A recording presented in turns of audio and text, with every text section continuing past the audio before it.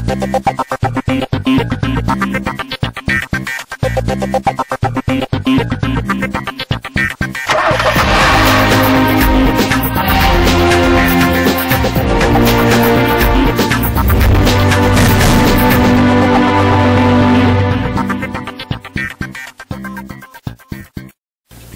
is the program that brings you the very best from the world of wheels and also the prettiest set of wheels at times. Welcome to the Car and Bike Show. I'm Siddharth Vinayak Partner, and as you've seen, we've got a whole lot coming your way over the next 30 minutes. So I will start straight away with the second generation Amaze. No, it's not these cars, in case that's what you thought. We are going to talk about the car that's more relevant to you. Now, the Amaze is a car that's always been pretty popular, especially when it first arrived, and so the second generation brings in a lot more expectation. There's also a diesel CVT. First time ever that we're seeing that combination in our market. What is this new car all about? Here are the details.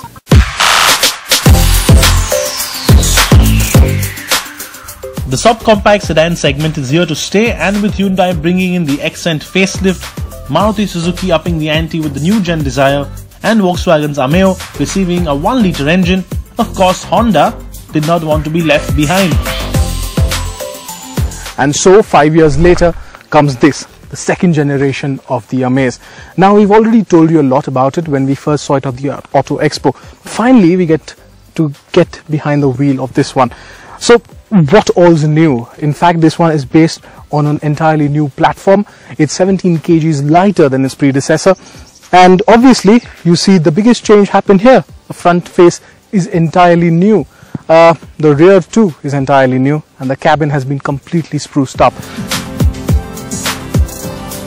So what we have here is a new set of headlights, and this huge bit of chrome face right up here is what Honda calls a solid ring face. The face looks like the new generation of the Accord and even the CR-V, but we think it's a bit too much on this one. The lines on the side look impeccable, and even this bonnet is pretty long, and that's because the overall length of the car has increased too. But now this car looks proportionate. It always looked proportionate. It looks better now. The wheelbase has changed too. The wheelbase is more than before, about 65 millimeters more than before, and the ground clearance is up by 5 millimeters. So we'll get behind the wheel of this one and find out how good it is, or how better it has become than its predecessor.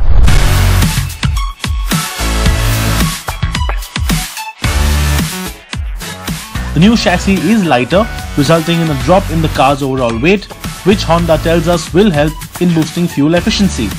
The petrol-powered Amaze is 17 kgs lighter than before, while the diesel sheds 23 kilos. Boot volume is also up thanks to the revised dimensions, and it can now hold 420 litres of cargo, which is an increase of 20 litres. The Amaze will be offered in 4 variants, and equipment levels will vary accordingly. The top-of-the-line VX will feature a 7-inch touchscreen equipped with infotainment system dubbed the DigiPad version 2. The system is a newer version of the DigiPad seen on the WRV, the City and even the BRV.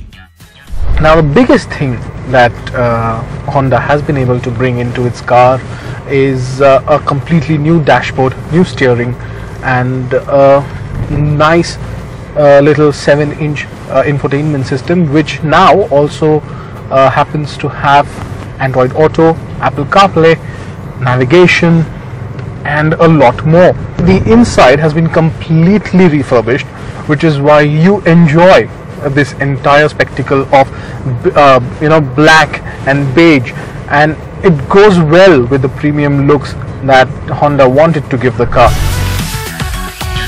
Sadly, these features will go missing in the CVT variant, which sees a very basic music system with white illumination and gets radio, USB, Bluetooth and an auxiliary input.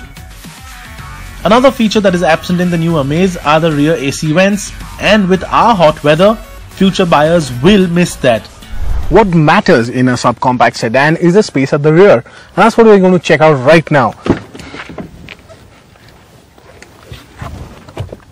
If you remember, I've already told you the wheelbase has been increased by 65 millimeters, and that means that there's a lot of space back here. Let me just buckle up. The space at the rear basically is very nice. 65 mm has actually made a lot of difference, because there is a good amount of knee room for a person like me. The problem lies in the headroom that it has to offer. A person as tall as me still has just a few millimeters to deal with before I hit the roof, and that's solely because of the sloping roof design of the car. Back here, feature wise, there is probably hardly anything apart from just this 12-volt charger that you get. You must be wondering about why there isn't a rear AC. Well, frankly, what Honda has done is that improvised or improved the capacity of the compressor of the air conditioning right up front, so that it is powerful enough to help the rear passengers get a bit of air. What is also important to know is that there is now an rear seat armrest as well with cup holders. This actually is very comfortable. The only thing is that the headroom is a matter of problem.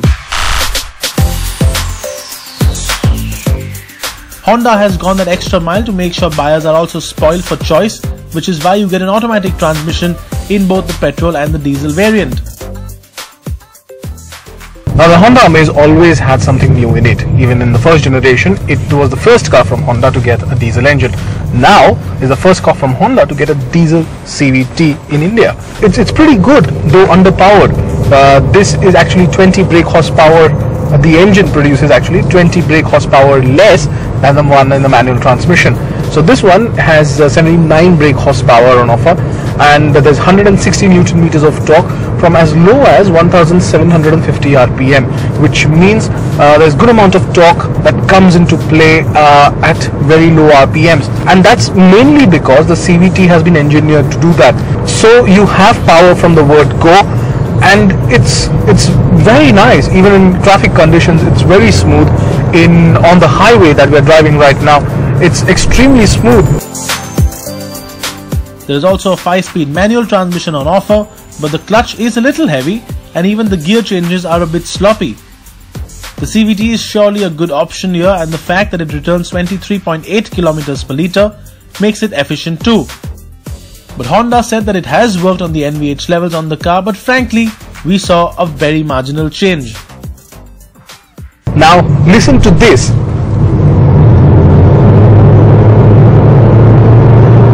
So yes, there's a fair amount of engine noise that comes into the cabin. We have to admit though, I have to admit in that light, that it is far less than before, but still, yeah, that's quite loud even now.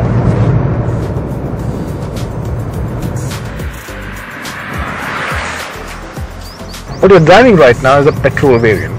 This is a 1.2 litre petrol, churning out about 89 brake horsepower and 110 Newton meters of peak torque. It drives actually very nice. It's very nice to drive. The suspension setup is well, on a little on the stiffer side, but it takes on all the undulations on the road with ease. There is a bit of bounce when you hit one of those undulations or some potholes, but there's not much movement as such inside the cabin. The petrol automatic carries a bit of a rubber band effect, and that's something of a letdown, and the paddle shifters see a bit of a delay in response too. As far as safety features are concerned, the Amaze comes with dual airbags and ABS as standard. You also get features like rear parking sensors in the lower variants, while the top-of-line VX also gets a rear parking camera. But the highlight of it all is how Honda has revised service costs for the new Amaze. The company said that the car will now come with a 3-year and unlimited kilometers warranty, along with the option of extending it to the 4th or 5th year of ownership for unlimited mileage as well, which is a first-in-class feature and most certainly a helpful one for car buyers in the country. Of course, the Amaze will cost more as compared to before, considering the fact that it has a lot more to offer, and using introductory prices as a tool, Honda is looking to undercut its rivals.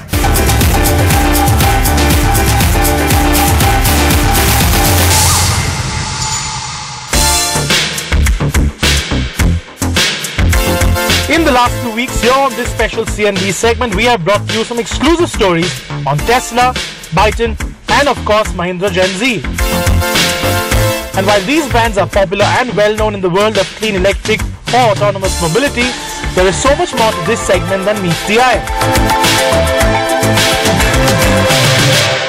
So while electric cars is what everybody talks about, it's point-to-point transportation that will actually go electric first, and that's just about started to happen in India as well. And this, as you can see, is the traditional American school bus. It isn't a petrol or diesel powered vehicle, it is actually all electric. These aren't fuel tanks, they are actually massive electric battery packs. So there are 4 of them on this particular vehicle, over 100 kilowatts of power. And this big lump of metal here, that's of course the electric motor, 250 horsepower and 1,000 Newton meters of torque. And that, if you had in your private car, would shed your rear tires all day long.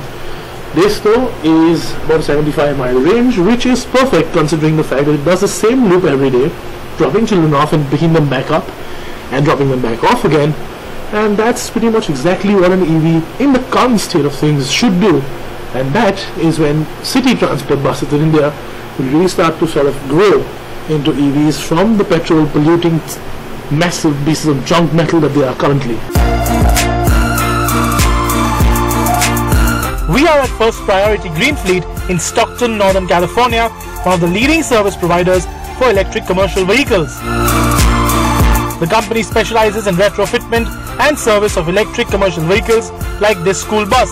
Of course, these are a lot more expensive as compared to your regular diesel buses, but the state of California, known for its strict environmental laws, does help schools procure these buses through grants.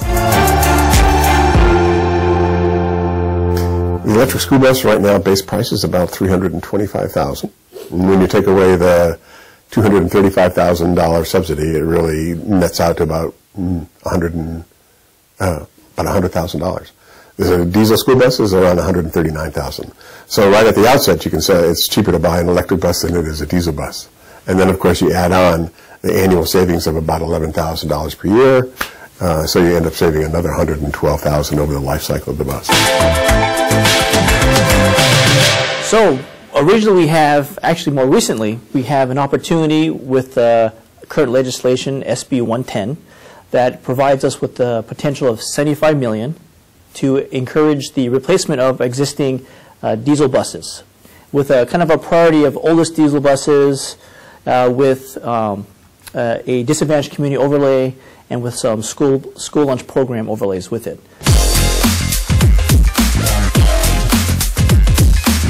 We also had a chance to ride along with one of these buses early one morning before it went on its morning routine.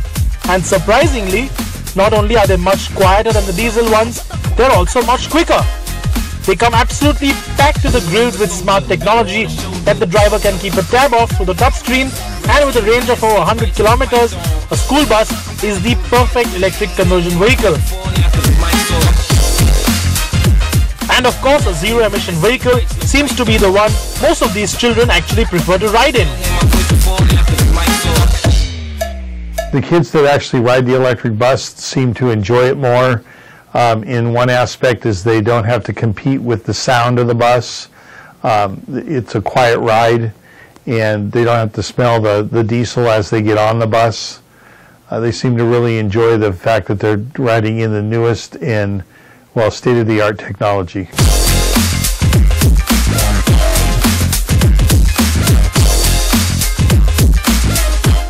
The exciting part of it is we are working closely with school districts in this effort, helping them identify which ones are actually they have in their inventory to replace.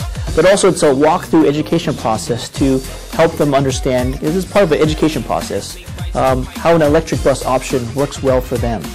And it's interesting that with this new electric bus, one tends to forget that it's not simply an electric bus, but it's also the infrastructure supporting the electric bus.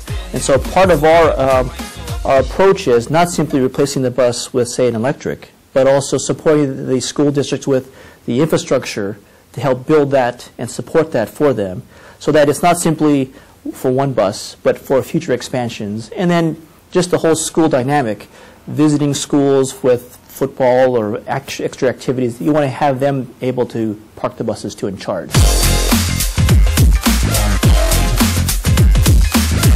companies like First Priority Greenfleet are most certainly making transportation cleaner, but they aren't the only ones.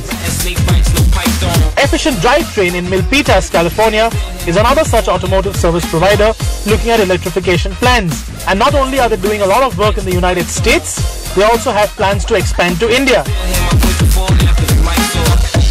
Yeah, so we've been very interested in India for some time. For us, the U.S. and China are our largest two markets, but India is warming up quite a bit, and the government is also starting to invest and push for emissions reduction. So we've been doing business development with a small team there, and we have proposals out for electric buses primarily, and then also some electrified power utility trucks for the utility industry.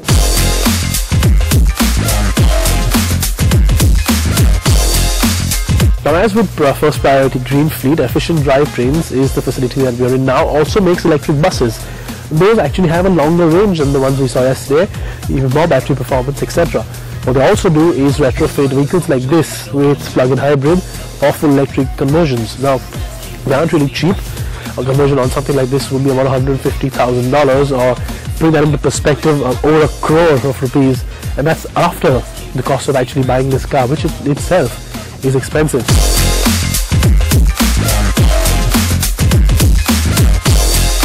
Now, the cool thing about a vehicle like this is not only is it low on emissions and very clean to drive around in, but that engine and the hybrid powertrain combined can actually produce energy, produce electricity. So you don't need to plug it into a grid to operate things like the move on top or the tools that it has. You can actually drive it off the vehicle itself, and you can actually plug it into your grid and power a whole bunch of homes, a whole bunch of equipment just through the generator pack and the engine and the hybrid technology that's on this car.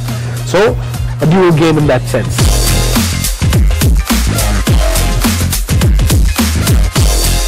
What they can also do is downsize the petrol engine, like this prototype here, put in a plug-in hybrid drivetrain, and make things even cleaner, even more efficient. Now, of course, this is a prototype, and it's not in series production. Those buses definitely are. But the technology they're making here, the componentry is what is really interesting, because that can actually power a whole new generation of commercial vehicles, cleaner commercial vehicles all around the world. Commercial vehicles are one of the leading sources of pollution, especially in cities like Delhi, and just imagine how cleaner our air would be if all the buses, garbage trucks or delivery trucks and even smaller public transport vehicles were completely electric. So that's it on CNB this week. Please wear your seatbelts. I always say that, even if you don't have these nice fancy yellow ones, wear the ones you have, and helmets if you're on a bike. And join us next week for the AMG surprise. Bye-bye.